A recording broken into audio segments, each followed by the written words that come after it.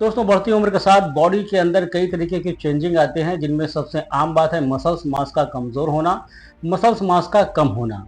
मांसपेशियों की कमजोरी उम्र बढ़ने के बाद हर साल मांसपेशियों की जो ताकत होती है वो 1 से 2% तक कम हो जाती है। इसका मेन रीजन है शरीर में protein, vitamin D, vitamin B12 और कैल्शियम जैसे न्यूट्रिशियस एलिमेंट की कमी, साथ ही फिजिकल एक्टिविटी की कमी और गलत लाइफस्टाइल। बढ़ती उम्र में मांसपेशियों का कमजोर होना एक नॉर्मल सी बात है, एक नॉर्मल सा प्रोसेस है, लेकिन साइंटिफिक तौर से एक सीरियस कंडीशन है जिसे सार्कोपीनिया के नाम से जाना जाता है। यह आमतौर पर 40 साल की उम्र के बाद शुरू होता है और 60 साल के बाद तेजी से बढ़ता है। इसका मेन कारण शरीर में होने वाले हार्मोनल बदलाव होते हैं। जैसे जैसे उम्र बढ़ती है, बॉडी के अंदर टेस्टोस्टेरोन, ग्रोथ हार्मोन और एस्ट्रोजन जैसे मसल्स बनाने वाले हार्मोन्स का लेवल जो होता है वो कम होने लगता है, जिससे मसल्स की मरम्मत और रीजनरेशन का काम जो होता है वो धीमा हो जाता है। इसके साथ ही साथ प्रोटीन सिंथेसिस यानी बॉडी के जरिए प्रोटीन को यूटिलाइज करने की जो कैपेसिटी होती है वो भी घट जाती है। नतीजे के तौर पर बुजुर्गों को एडल्ट के कंपेयर में ज़्यादा प्रोटीन की ज़रूरत होती है, लेकिन वो उसे पचा नहीं पाते। इसके अलावा मांसपेशियों को चलाने वाले नसों, जिन्हें मोटर न्यूरॉन्स कहा जाता है, ये उम्र के साथ साथ कमजोर या डैमेज हो जाते हैं, जिससे मसल्स को कम सिग्नल मिलता है और ये सिकुड़ने लगती है।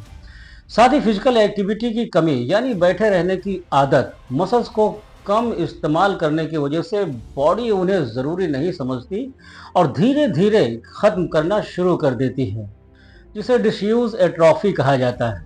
बढ़ती उम्र में इंसुलिन रेजिस्टेंस भी एक आम बात है, जिससे मांसपेशियों में ज़रूरी न्यूट्रिएंट्स जो होते हैं वो नहीं पहुंच पाते और मसल्स लॉस जो होता है वो तेज़ी से कम हो जाता है। बुजुर्गों में भूख का कम लगना, पाचन की समस्या और गलत खान पान के कारण अक्सर protein, vitamin D, vitamin B12 और कैल्शियम, मैग्नीशियम की कमी हो जाती है, जो मांसपेशियों के हेल्थ के लिए बेहद ज़रूरी होता है।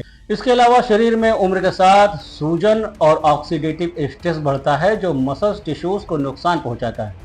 कई बार बीमारियों और डायबिटीज, अर्थराइटिस या हार्ट डिजीज और उनकी दवाइयां भी मांसपेशियों पे बहुत ही गहरा और बहुत ही बुरा असर डालती हैं। इसलिए दोस्तों, मसल्स लॉस को सिर्फ उम्र का असर मानकर नज़रअंदाज कर देना सही नहीं है। ये एक साइंटिफिक और मेडिकल प्रॉब्लम है, जिसे वक्त रहते अगर संभाला ना गया, वक्त रहते अगर इसकी केयर नहीं की गई तो आगे चलकर ये बहुत बड़ी प्रॉब्लम की वजह बन सकती है। इसलिए वक्त रहते ही प्रोटीन बेस्ड डाइट, विटामिन, हल्की एक्सरसाइज और सही लाइफस्टाइल से इसे कंट्रोल किया जा सकता है। सही देखभाल से बुजुर्ग भी हेल्दी और स्ट्रांग मांसपेशियों के साथ एक्टिव जीवन जी सकते हैं। मांसपेशियों की ताकत बनाए रखने के लिए बुजुर्गों को खास डाइट प्लान की ज़रूरत होती है, जिसमें सही क्वांटिटी में प्रोटीन, हेल्दी फैट, विटामिन्स और मिनरल्स भी शामिल होते हैं। सुबह की शुरुआत गुनगुने पानी और भीगे हुए बादाम, अखरोट और छुहारे के साथ होनी चाहिए, जिससे मेटाबॉलिज्म जो होता है वो एक्टिव होता है और नसों को जो होती है वो ताकत मिलती है। ब्रेकफास्ट के अंदर प्रोटीन वाली चीज़ें जैसे मूंग दाल, अंडे, केला जैसे फल लेने चाहिए।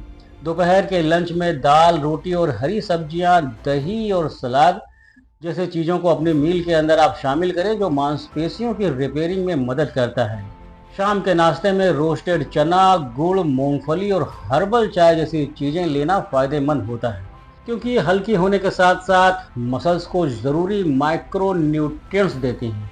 रात का खाना हल्का लेकिन न्यूट्रिशियस होना चाहिए, जैसे दलिया या खिचड़ी, साथ में हल्दी वाला दूध मसल्स रिकवरी में मदद करता है।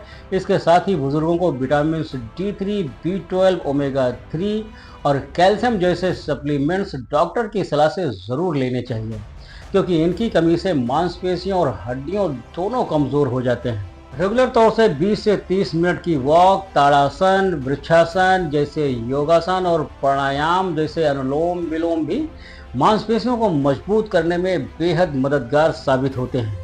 खूब पानी पिएं, कॉन्स्टिपेशन से बचना आपके लिए बहुत ही ज़रूरी होता है। नींद पूरी लेना भी उतना ही ज़रूरी है। सही डाइट, सही लाइफस्टाइल अपनाकर 60 या 70 साल की उम्र में भी मांसपेशियों को मजबूत रखा जा सकता है और हमारे बुजुर्ग एक हेल्दी, एक्टिव और सेल्फ डिपेंडेंट लाइफ स्पेंड कर सकते हैं।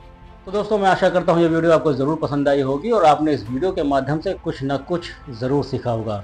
अगर ये वीडियो आपको अच्छी लगी हो तो एक लाइक कर दें, चैनल पर नए हैं और हमारी वीडियो को पहली बार देख रहे हैं और आगे भी ऐसे ही इन्फॉर्मेटिव वीडियो देखना चाहते हैं तो चैनल को सब्सक्राइब करना बिल्कुल भी ना भूलें।